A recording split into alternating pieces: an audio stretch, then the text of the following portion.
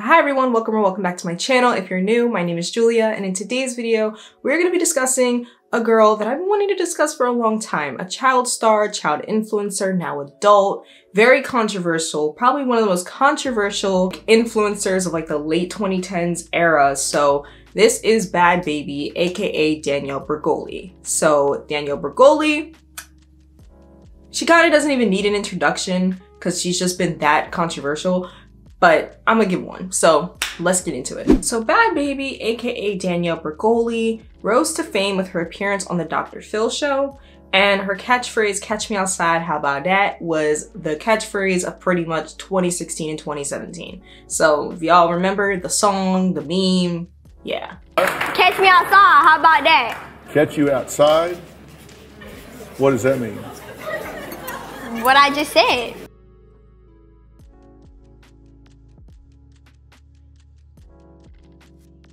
That really turned her into like an overnight viral sensation. Like literally everybody was coining her phrase. You even had churches on their signs talking about, something about catch me in church or something like that. And I was just like, bro, like this is going too far. So she was literally everywhere. And she was on the show. She became viral because of her disrespectful attitude, because she just was so flippant for a 13-year-old girl. She was 13 years old. She had stole her mother's car. That's what triggered her being on the show. So Danielle lived with her single mother, Barbara Ann Bregoli. And oh, I have some smoke for her mother. Her mother, I have smoke for, but we're gonna leave that for a little later. But she lived with her single mom, Barbara Bregoli, and then she also had a father named Ira Peskowitz, who was not in her life, but Ira is currently a Palm Beach County Sheriff. So he also has some choice words to say about his daughter's career. Also, he spoke on her move to OnlyFans, so we're gonna discuss her OnlyFans drama later in the video, but basically Ira had this to say about her career and her OnlyFans. He said, was she groomed? Absolutely. With the way she dressed and the way she acted, everything was related and encouraged by people around her, who in their right mind thinks, like she just turned 18, so now it's time to make money on OnlyFans. You don't think of that in a few days. There must have been some preparation when she was under 18. So I agree. So yeah, we're gonna get more into that though. So again, while Danielle was on the show, she mocked Dr. Phil constantly. She challenged the audience, and she was just seen as wild and insane. And some people felt that she was just the victim of her upbringing, while other people just felt like she was horrible. A lot of people looked at her mother. And I honestly felt like she was a mix of both. I kind of felt like she was a victim, but I also felt like she was a plant. I'm like, yo, this girl's a plant. This girl clearly was like set up, like to be on the world stage like this. Cause what in the world? Like, how does someone like this go so viral just like that? Like, how? Like, there was no way. Like, she must have been prepped, born, put on the world stage. But hey, anyway, I'm gonna save my conspiracies for myself. Yeah, after Dr. Phil, we get into her whole thing with Turnabout Ranch. So Turnabout Ranch is a ranch that Dr. Phil sends most of his troubled teen guests on. So if you're a teen on the Dr. Phil show and you're exhibiting really horrible behavior, disrespectful, he tends to send you over to this ranch to rehabilitate you and change your ways. And there's been so many allegations, so many things against Turnabout Ranch over the years. The troubled teen industry is just awful in general. And I've had my say about it. I've talked about it in my 8 Passengers video. I haven't made like a whole deep dive video on it, but I have done a little research and it's just insane. So Bhad Bhabie, or Danielle, I'm gonna try to refer to her as Danielle for most of the video. Danielle had a lot to say about her experience at Turnabout Ranch. So Danielle described Turnabout Ranch as a cult, and that she was never allowed to sleep, never allowed to shower. Like the food they gave was like the tiny little portions. She was constantly being abused.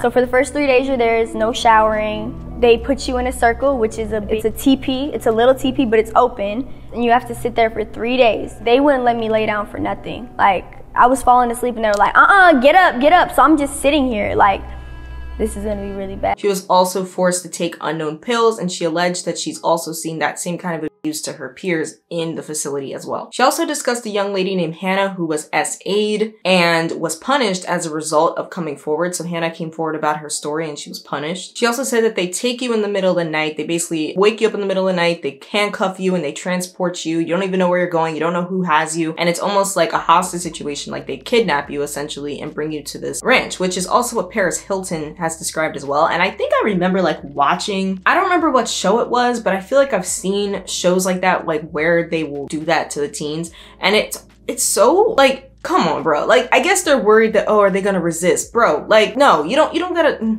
do I even need to talk? Do I even need to like go on? But yeah, that's what they'll do. Taken there against my will. They give you transporters. Transporters are two people, a male and a female, that come in the middle of the night. They don't tell them where they're going. They just take them, they handcuff them, they put them in the car. It's basically like kidnapping.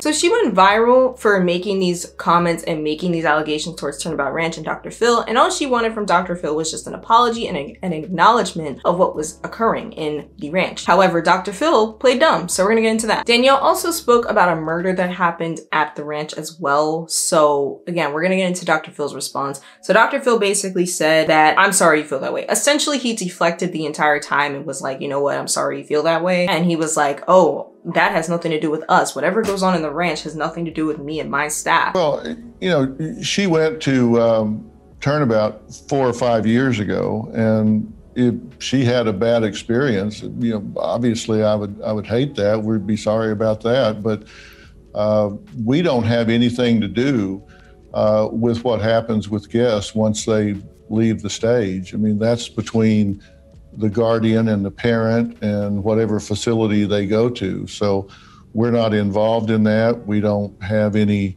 feedback from them. So whatever happens once they're there, that's between them and the facility. I assume she had a problem. She filed a complaint. He also said that Danielle's appearance on the show was 5 years prior, so he doesn't really remember much about Danielle, but Danielle had all the smoke and she went in. She was like, what do you mean you don't remember me? You reference me all the time. People ask you about me all the time in your interviews. You know who I am. I brought your show, I brought your channel, your YouTube channel, hundreds of millions of views, and you're still playing these episodes in syndication, so I'm making you hundreds of millions in dollars years after the fact. I'm not talking about this story. It was 5 years ago. I don't remember too much about it, but... You don't remember nothing about the story? All my clips total on your YouTube channel got 160 million views.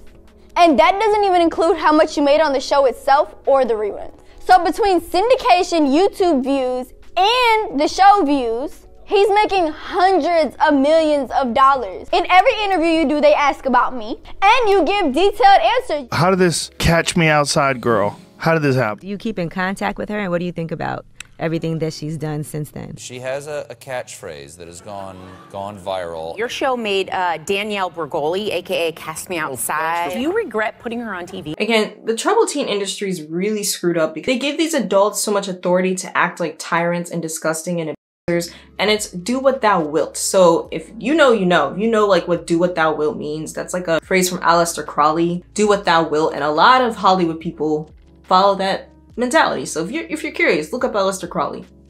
You want to know.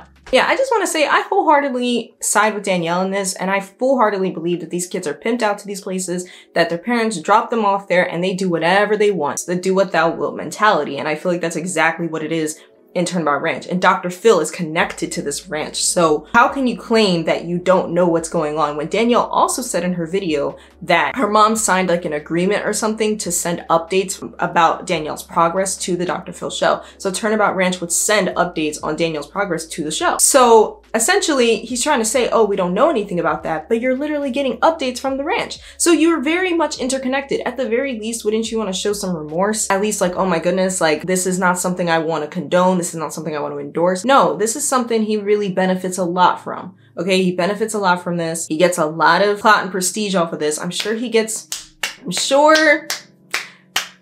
people upstairs, you know, that are higher than him, I'm sure they're happy that he's peddling this. It just, like, honestly, I'm just getting so sick and tired of Hollywood, and I'm gonna make a video about, like, Hollywood is crumbling. I'm just getting so sick and tired of Hollywood because it just seems like all these Hollywood people, they condone each other's crap, and it's really just like we're gonna have each other's backs and we're not gonna speak on what really goes on. That's the thing. We're gonna have each other's backs and we're gonna not speak on what's happening. So yeah, I'm just getting tired of it. So So again, that's as far as I'm gonna go in terms of Danielle's response to Dr. Phil. So if you wanna watch her response, it's on her YouTube channel. If you just look up Bhad Bhabie, it's on her YouTube channel where she debunks everything that Dr. Phil was claiming. So yeah, we're gonna move on to her career as Bhad Bhabie. So yes, Danielle launched a successful career under the name Bhad Bhabie, and she was a very successful rapper. So she launched a song called These Hoes, and that quickly became a viral hit, and it literally reached number 77 on the Billboard Hot 100. So this girl who was disrespectful, flippant,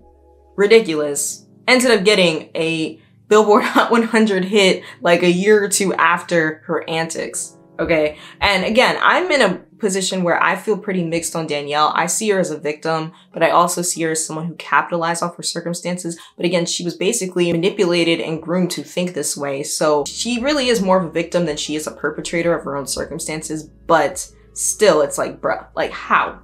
She then released High Bish, which went on number 17 on the Billboard Hot 100, and a day after she released What You Know, which was a music video alongside the single. And what's so crazy is that was the first song I heard of her. It was High Bish. That was the first single I heard from her, and I was like, it pissed me off because I was like, this is kind of catchy.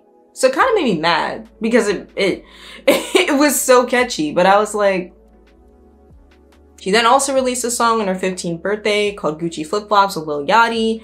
And she also was nominated for a Billboard Award for Top Female Rap Artist. She also made her first mixtape, which peaked at number 49 on the Billboard 200. So all things considered, as whether you like or hate Danielle, you got to admit that she was very successful in her career. You got to admit that Danielle was very, very successful in her career. She really managed to take something that was Bhad Bhabie and elevate it so much. But again, I'm going to go a little more in depth on how her team, called the Bhad Team, how that was formed, and how, again, she was packaged to be what she became. So again, this really wasn't on her own volition because she didn't even want to be famous. She didn't want to rap, but she was packaged. So we're going to go more into that. So again, going back to how she was packaged, this kind of goes into her whole aesthetic and what her vibe was and what her whole persona was. And really a big issue that many people had, and I also had myself, was it seemed like she was trying to be black. Like this girl was literally trying to embody the whole like black stereotype. Like every negative aspect of the black stereotype she embodied fully.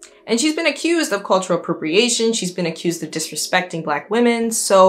And it's very true. The reason why Danielle became so successful was because she was perpetuating that stereotype. And the thing is, if a black girl were to do the exact same thing, like if I were to go up there and act the way she did, I would not get that push from the mainstream media. No black girl who was around her age would have got that push. They would have been seen as disrespectful, ghetto, this, that, and the third. Like there's no way that they would have gotten that push. And yes, a lot of people did not like Danielle. Like I'm not going to deny that she got a lot of hate. A lot of people didn't like her, but she was still being pushed. Like can we see, like literally she was everywhere. She was a whole meme. People were making remixes of her. She was getting all this mainstream attention. The machine was pushing her hard, okay? And that's the thing. The same thing wouldn't have happened to a black girl. I don't know. I think about that girl that was on Dr. Phil Treasure who was trying to be white. Oh, I'm white. Blah, blah, blah, blah, blah. I'm white. Look at how long my hair is. And like, I'm just like, bro, I think it was revealed that Treasure was just trying to get virality. I think that's what was heard, that she was just trying to become viral, kind of like Danielle. So she was like, oh, Danielle was trying to be black. Let me do the reverse and try to be white. But it didn't work that way for her. It did not work that way. Okay, she learned quick that people were not fooling with it.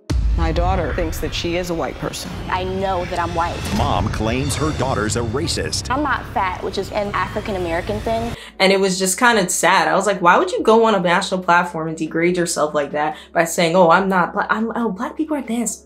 Black people are that. When you're like my skin tone, okay? You're like my skin tone trying to... I'm sorry. It was just funny. So that's what I'm saying again. Back to Danielle. She would not have gotten that kind of push if she were black, but she was acting like a stereotype. Again, it was shocking for people because she was only 13 years old. That's another factor. She was only 13. It's not like she was 16, 17. She was only 13. So that was even more shocking because it's like, you're supposed to be like 7th, 8th grade and you're acting as if you're like 20 years old and you're so arrogant about it and you're so like, you have no remorse whatsoever. And people are looking at the mother like, how did you raise a child like this? Like, excuse me, where did this come from? And again, going back to the fact that she was packaged and that this wasn't even something she wanted, but she was pushed like a machine. We have her, I think her old manager, Adam Klugger, he was a flunk, okay? Like, I looked into his history a little bit. He had some whole drama with Bumble, a deal that fell through. Britney Spears, like, came after him, like, her team and blah, blah, blah. He was basically a flunk, and he basically had, like, no career. Like, he had a very bad reputation in the industry, and he was on vacation one day and he saw Danielle going viral. This was in 2017, and he was like, ooh, this is my next vehicle. This is how I can really get myself back out there, and this girl is a perfect way to do it. So he said, and I quote, "I want to manage you. Give me some time. I'll make you a star. I'll make you guys rich. We want to make this thing happen." And they were like, okay, done. So they're like, oh, you want to make me rich? You want to do this? Okay, fine. Do what you got to do. Do what you want to do. And they went along with it. So, but it wasn't Danielle's actual thing. She even told Variety in 2021 that it wasn't her desire to become famous, that she was handed her career. So she even admitted that she was handed it, you know? So Adam's plan was to let herself be herself online with no constraints, regardless what was in her best interest. So she was out here cursing, doing all this crazy stuff on Instagram Live, doing all this type of stuff that's not for her age. But Adam really didn't care about that. He was just like, you know what, I'm gonna let her be herself, because her being herself is what's making the money. Her being herself is what's getting the traction, what's getting the virality. Again, he created the bad team, and these people packaged and molded her to become who she was. So again, this was not on her own volition. She was not this business genius. She was just packaged and put together by a team of people. At the end of the day, like, Danielle was a kid. Danielle was young, okay? She was only like 14. And that's why sometimes I pity her a lot, because I'm just like, do you not realize that you were just used as an instrument? Yes, you've benefited because now you're rich and this and that, but you were never allowed to have a normal childhood. Your mom clearly was cool with pimping you out, okay? Your mom was trying to be Kris Jenner and pimped you out, and that's exactly what happened. So I feel really sad for her in that sense, because she never got the idea or the way of being a normal child. Like, she already was wayward, but instead of somebody really seeing, okay, we need to try to get you on the right track, we need to try to clean you up a bit and get you to have a healthy mindset, to look at life as not like everyone's against you, but look at life with some happiness and glee and just innocence. We want to make you crazy. We want to push you being crazy. So I feel for her. I really do. So then I want to get into her box braids and tanning, the blackfishing thing. So this kind of goes more into her trying to be black. So if you don't know what blackfishing is, it's essentially a cross between being black and a catfish. So it's when a non-white person tries to look black when they're not actually black. You know, so there's a lot of instances of this on social media. The Kardashians have been accused for years of trying to do this. Now they're kind of back on their white girl stuff. So, but for years they were also kind of doing the same thing. And the thing is, you'll have a lot of people say, oh, she wasn't trying to blackfish. She wasn't trying to. But it's very evident and apparent that her skin tone looks entirely different in these pictures, okay? Like this picture, it's so evident that she does not look like the way she did before. Again, this is something where it's kind of like, for me, I think the question of whether she was intentionally trying to do that, again, we can't speak for that. I can't speak to that if that was really her intention. I can't go into her brain and know that for sure.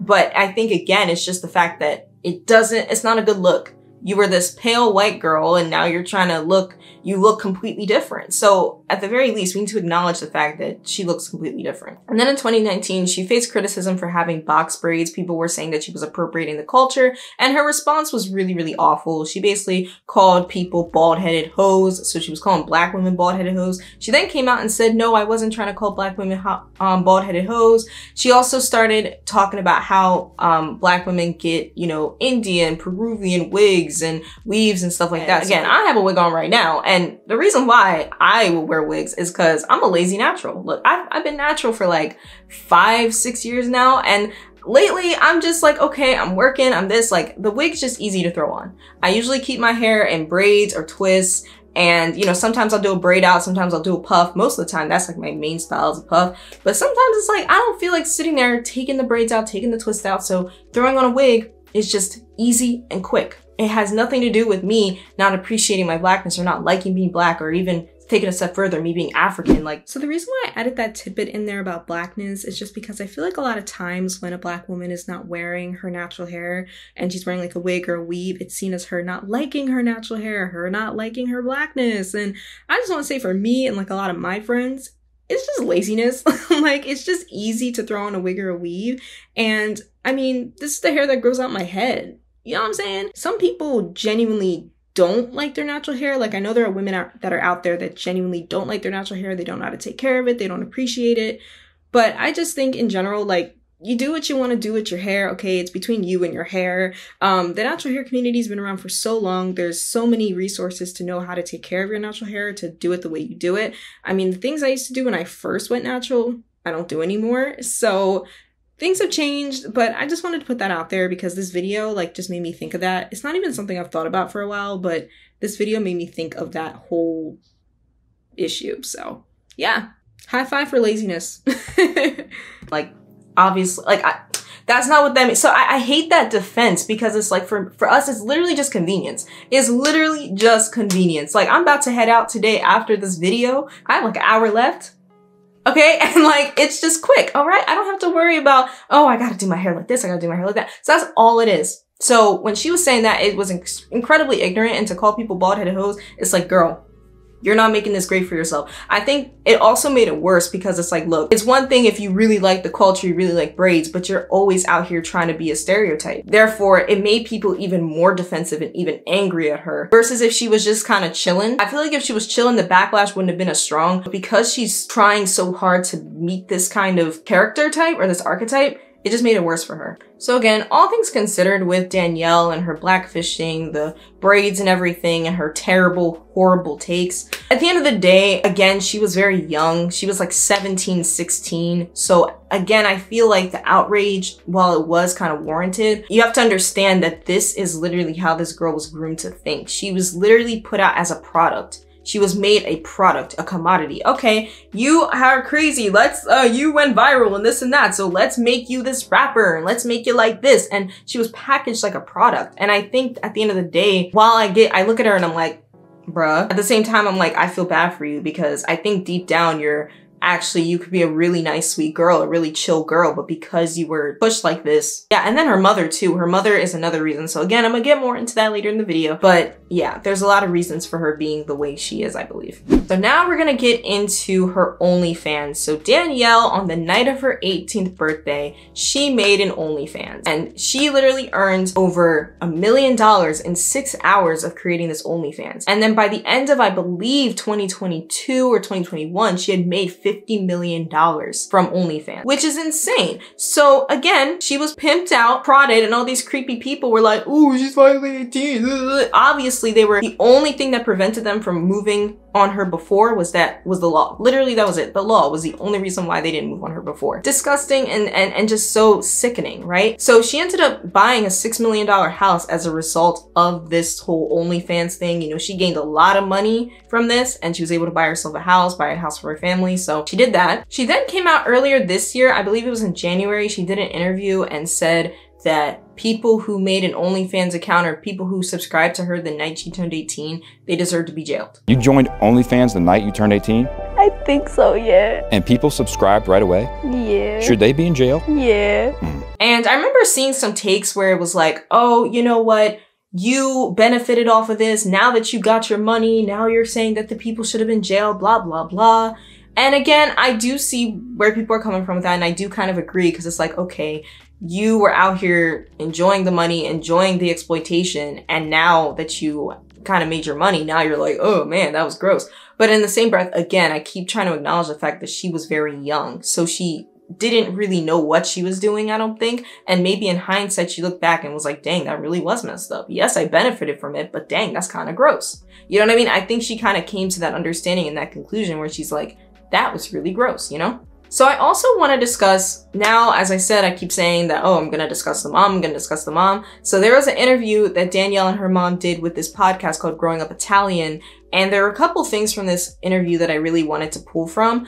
And I didn't watch the entire interview, I watched most of it, but I think I'll add any additional comments in another video once I fully watch it. But I did take notes of things that I really thought were crazy and just, again, explain to me why Danielle is the way she is. With a mother like that, you're gonna turn out all kinds of ways. So one of the first things that stuck out to me with this interview was they discussed how they block each other a lot. So this is like a normal occurrence in their family dynamic. Danielle will consistently block her mom. Her mom actually blocked her.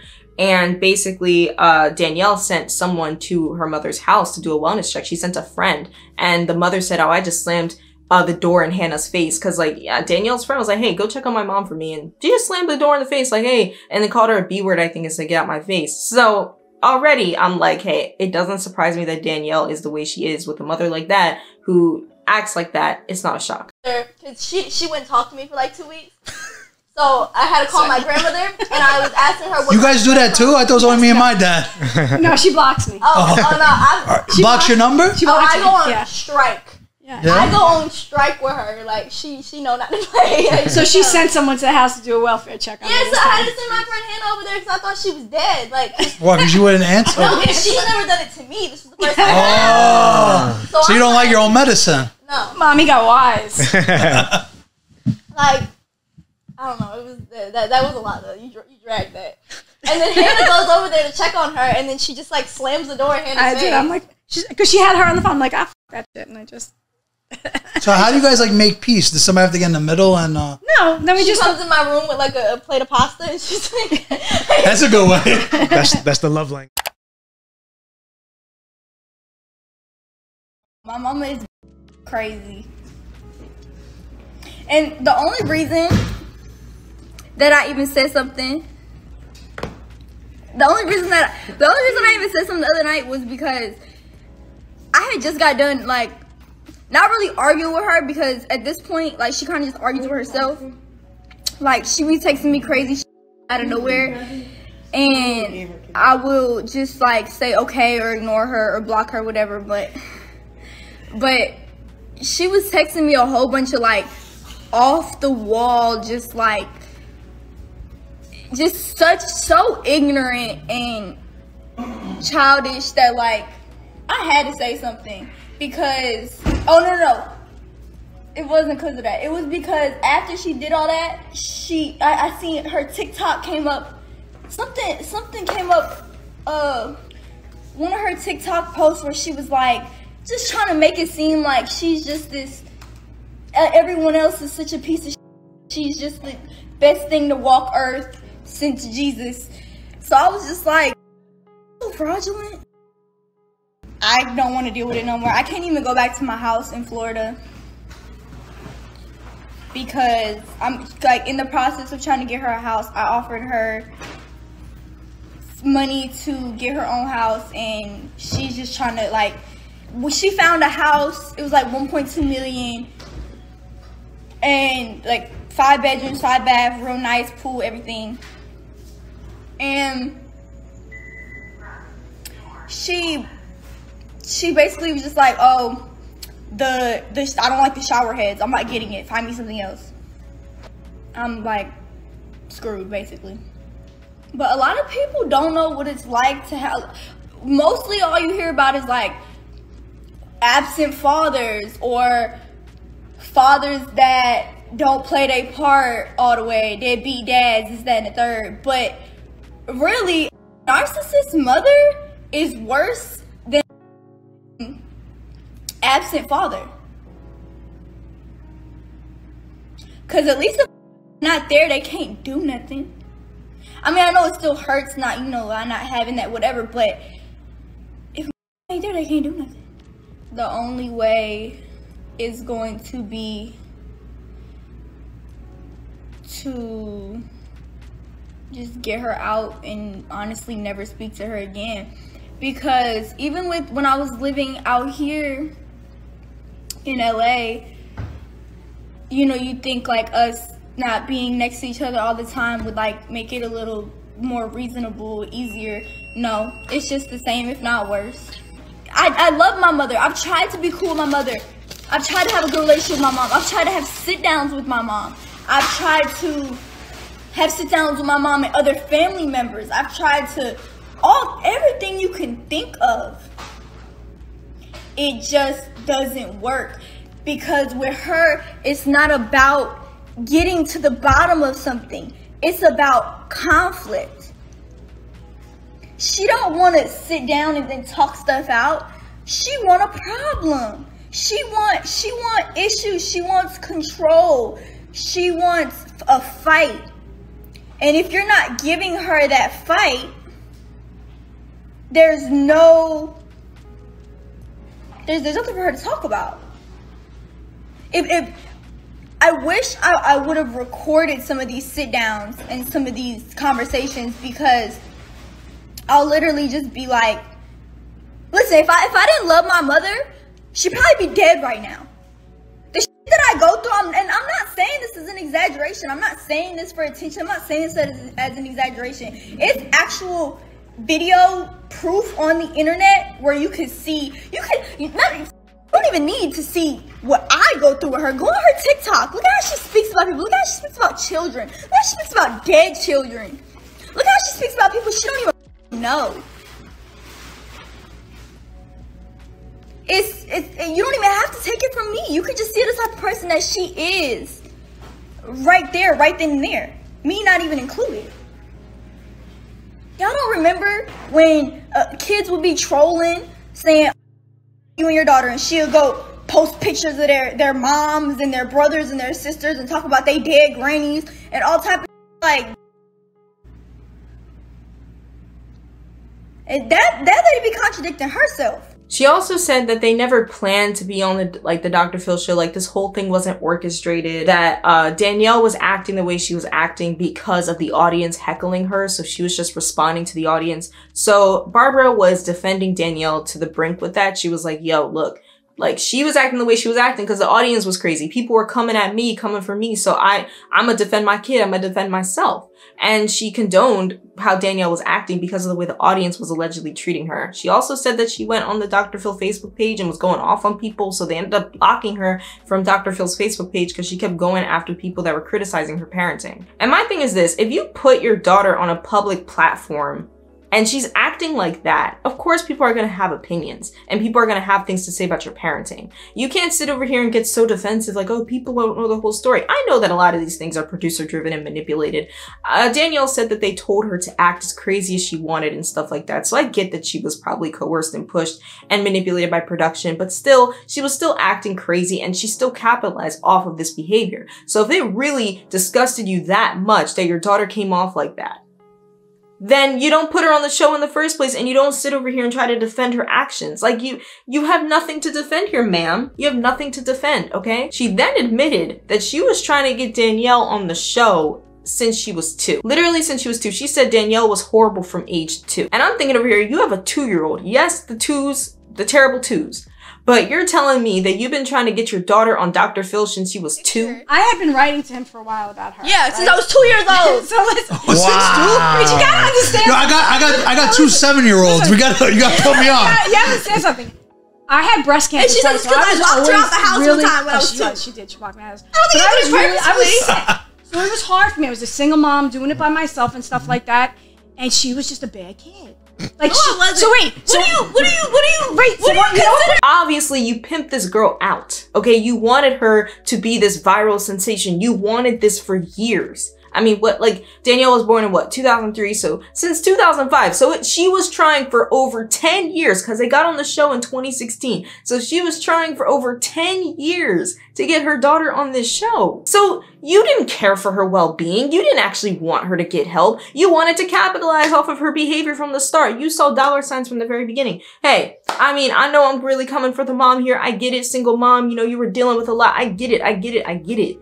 But how can you expect anyone to condone that kind of behavior? How can you expect us to look at that and not think, oh, you were trying to pimp out your daughter? Just like how a lot of these crazy stage moms, we got, you know, JoJo Siwa's mom, we got Drew Barrymore, like we got all these crazy Hollywood moms. So she's no different than them, in my opinion. And then she discussed the incident that got Danielle on the show. So she talked about how, so first she referred to Danielle as the B word. She called her the B word, first of all, which is crazy. So she referred to her like, oh, you B, you. So basically she said that Danielle cut the pillowcase because she would keep her keys in the pillowcase of her car, like the car that Danielle stole. She would keep these keys in the pillowcase. And Danielle took scissors and cut around it. So Danielle took scissors and cut around the pillowcase and got the keys and left. And basically what happened is she had the spare key, so she was able to get the car back. So that's what kind of got Danielle on the show, was that whole incident. And I'm like, just the fact that you're casually calling your daughter the B word and you're being so, she was being so aggressive and flippant in the interview as well. I'm like, that's obviously where Danielle learned that from. And then they were talking about, oh, we're Italian, blah, blah, blah. And I'm like, yeah, I get it, but you can still be decent. All right, you can still be decent and be, you know, carry yourself well. And she's a 55-year-old woman. So I don't know. In the interview, to me, it just seemed like she was kind of trying to, she was like, oh no, I'm not trying to be my daughter's friend. She literally said, I'm not trying to be her friend. But then in the same breath, like, you let her just run wild and you wanted to put her on a show, and it just doesn't make sense. I used to have a 2015 Dodge Challenger. Okay. So I kept my keys in my pillowcase and I fell asleep. The bitch cut my keys out of the pillowcase and took my car. My ring camera's going off. Were you like 13? Yeah! 12. And that's what got her on the show, because she stole my car. Danielle also said that she blames her mom for the way she was. She was like, if it weren't for the way you were acting, I wouldn't have acted up. She said, maybe if you calmed down a bit, you would have needed to save me from nothing. So she really claimed that her mother was the perpetrator. And Danielle's like, hey, if you're living like that constantly, of course you're going to act out. You're going to literally internalize that and act out. So I thought it was very interesting that Danielle said that. She was like, I was constantly under like, almost like fight or flight. She didn't say this, but she kind of said it without saying it, that I was constantly under fight or flight, essentially. And so I just did whatever I wanted to kind of get away from it all. They also claimed that the show wasn't what got Danielle recognized. It was her gold and platinum records. And I'm like, just being Delulu is the Salulu, okay? Like, the show is what got you to that point. Adam Klugger wouldn't have found you if it weren't for you going viral as Bhad Bhabie and Catch Me Outside. You wouldn't have went viral if it weren't for that. So I'm just like, how delusional can they be? I'm sure like her becoming a rapper got her more, you know, recognition, but that wasn't the sole reason why people know of her now. Like, that wasn't the sole reason. The mother also said in the interview, it's not how your parents raise you, but it's who you gravitate towards in the streets. And I have so many issues with this statement. Yes, the company you keep does influence how you become. You could even have great parents, but then you just somehow, you go out into the world and you become wayward somehow. I even, for myself, I was always a really good kid, but I even think about how the littlest things used to influence me. So I was always a girly girl growing up. I loved dresses. I was incredibly into like fashion, makeup from like a very young age. And then I met a friend back in like 3rd grade, and she was like a tomboy, like a complete tomboy. And I was like, I want to be a tomboy like her. And my mom knew. She was like, you just want to do this because so-and-so is doing this. And I was like, no, I'm actually a tomboy. And for like a good 3 years, I would just never wear dresses. I would never wear any skirts, nothing. And then eventually, once I got to middle school, I just like, yeah, okay, no, I love dresses. Let me wear them.